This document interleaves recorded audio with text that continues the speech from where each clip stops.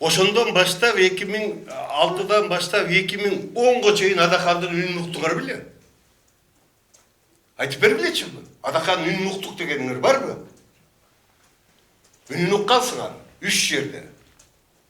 Биринчиси, Казак-Кыргыз чекарасы каралып атканда Масалиев, Исаков, Бекназаров менен жүргөндө биз менен каршы болуп жүргөн Адахан Ак Жол партиясы менен келгенден кийин за берип, Таркыра, Көксай, Токмоктун тушу, Маймак бардыгын казактарга өткөрүп берген. Тарыхый документте анын колу турат. Жогорку Кеңештин төрагасы Амадымаров деп. Дошу за берип турат. 2 жыл кийин мурдараак Масалиев, Бекназаров менен жүргөндө ал каршы болуп жүргөн. Эмне үчүн өзгөрүлүп кетти? Ким өзгөрүлүп кетти? Менби, албы?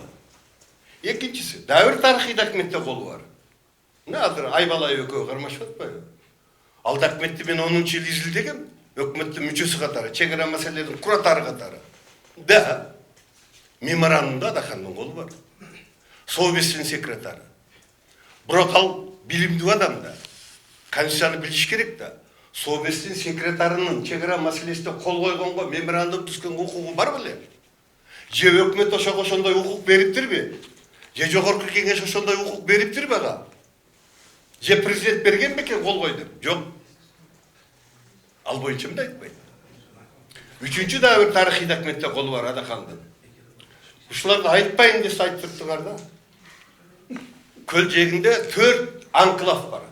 4 анклав Казакстанга өткөн. 50 гектар жери бар. Бессрочно Казакстанга Назарбаев өткөрүп бергенбиз. Хотя 94-жылы Шеримкул Успекергесте өткөрбөй койгон. Адахан Данияр Үсенов шашылыш түрдө кезексиз өткөрүп туруп ошону казактарга өткөрүп берген. Чегара менен кошо бир күндө карашкан. Ал жерде да Мадымаровдун колу турат. Бүгүн Ысык көлдүн жегинде 4 анклав бар, Казакстандын территориясы бар. Эше Кыргызстан бүтүн партияда. Кыргызстан жерин ким бузуп атат? Бүтүндүгүн ким бузду? Мен 3 документти айттым.